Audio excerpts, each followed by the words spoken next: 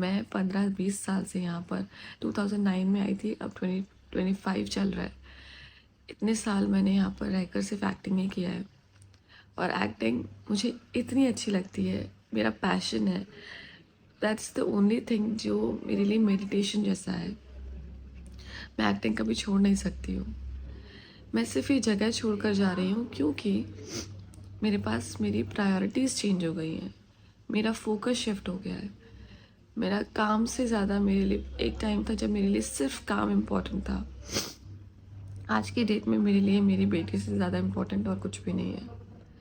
तो उसके ऊपर ध्यान देने के लिए, उस पर फोकस करने के लिए और उसके साथ रहने के लिए कि मैं उस पर पूरा ध्यान दे सकूं, इसलिए मैं सिर्फ ये जगह छोड़कर जा रही हूँ। क्योंकि आपको पता है कि मुंबई कितना एक्सपेंसिव है, और अगर मैं यहाँ पर रह के डेली सोप्स नहीं कर रही हूँ तो यहाँ पे रहने का कोई कोई औचित्य मुझे नज़र नहीं आ रहा है।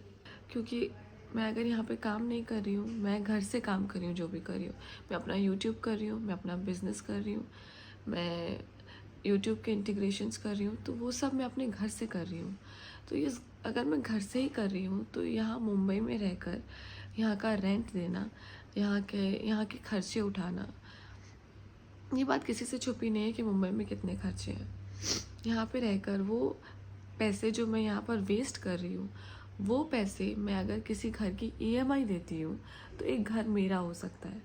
लेकिन यहाँ पे रह के मैं ज़िंदगी भर सिर्फ रेंट पर रह पाऊँगी अगर ऐसे ही चलता रहा। तो मैं बीकानेर जा रही हूँ, और ये सब सोचकर मैं एक्टिंग नहीं छोड़ रही हूँ। बिलीव मी गाइज, मैं एक्टिंग नहीं छोड़ रही हूँ। मैं सिर्फ ये जगह छोड़ रही हूँ। मैं वहाँ पे जाऊँगी, वहाँ पे अपना एक घर लूँगी। ये जो मैंने प्लान किया है, मैं प्रॉपर्टी, लोग बोलते हैं कि अगर इतने क्राइसिस हैं तो आप प्रॉपर्टी कैसे ले सकते हो। तो गाइज, लोन पे मिलती है प्रॉपर्टी, और मैं पूरा का पूरा लोन से ही कर रही हूँ। अगर यहाँ पे रह के मैं हर महीने 1.5 लाख 2 लाख रुपए यूं ही वेस्ट कर रही हूँ, तो मैं वहाँ जाके अगर इतने का, इसमें से अगर 60,000 70,000 पे अगर मैं ईएमआई भरती हूँ तो मैं मेरा एक घर हो सकता है जो, जहाँ जियाना जियाना बड़ी हो रही है, मैं ज़िंदगी भर उसके साथ अब रेंट पर नहीं रह सकती हूँ। ठीक है, मुझे एक अपने खुद का घर चाहिए जहाँ पे मैं जियाना को बड़ा होते देखूँ। मैं ज़िंदगी भर ऐसे एक फ्लैट से दूसरा फ्लैट, दूसरा फ्लैट से तीसरा फ्लैट रेंट पे चेंज नहीं कर सकती हूँ। मुझे एक खुद का घर चाहिए जहाँ पर एक लाइफ सेट कर सके, जहाँ पे प्रॉपरली जियाना की स्कूलिंग स्टार्ट कर सकूँ। और बीकानेर में स्कूलिंग इतना अच्छा है, मैंने सब देखा है, वहाँ पे जाके स्कूल्स घूमे हैं। मैं इनफैक्ट मुझे जो लगता है कि मैंने जितना देखा है मुंबई में, जो स्कूलिंग का, जो पढ़ाई का माहौल है, उससे 10 टाइम्स ज़्यादा राजस्थान में, या जहाँ मैं पढ़ी हूँ वहाँ पे पढ़ाई का माहौल है। राजस्थान के कोटा का नाम दूर दूर तक लोगों ने सुना है। वहाँ पे बीकानेर में हर गली में, हर जगह पे आईआईटी इंस्टीट्यूट्स हैं, AIEEE के इंस्टीट्यूट्स हैं, वहाँ पे MBA के इंस्टीट्यूट्स हैं, जहाँ पे कोचिंग्स होती हैं।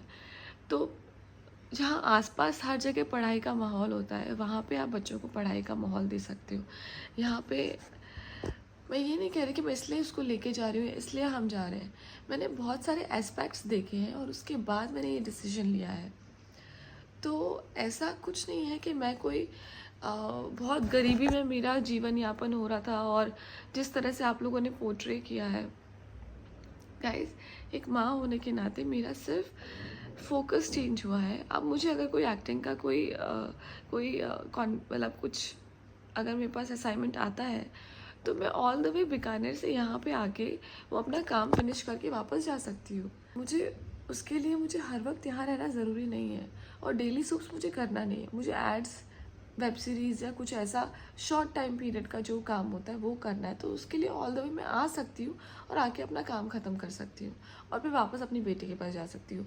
और बेटी को मुझे वहाँ पर अब नैनीज़ के भरोसे नहीं छोड़ना पड़ेगा, वहाँ मैं उसे उसके ग्रैंड पेरेंट्स के साथ छोड़ सकती हूँ। तो there are so many things जो सोच समझ के ये फैसला लिया है। बाकी तो फिर भी जो लोग बात करते हैं वो करेंगे ही।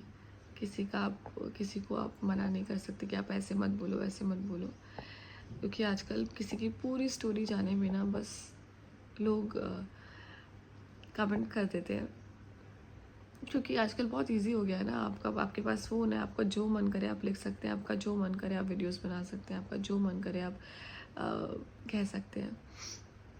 लेकिन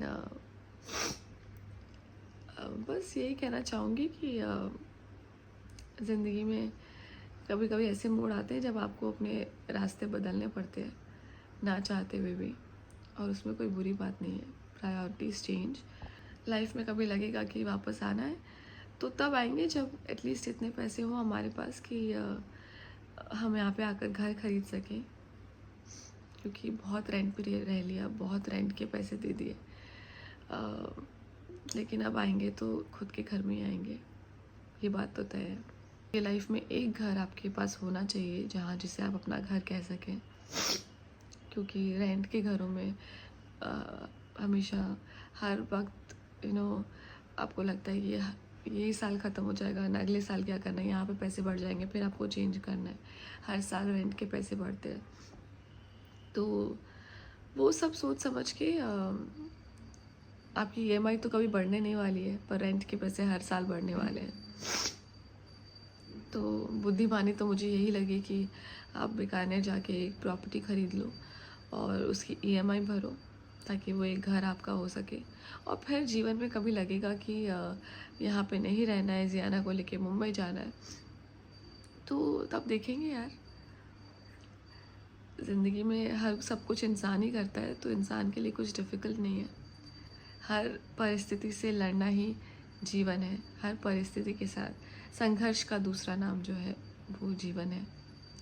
तो जीवन तो कभी ख़त्म नहीं होता है, करते रहेंगे।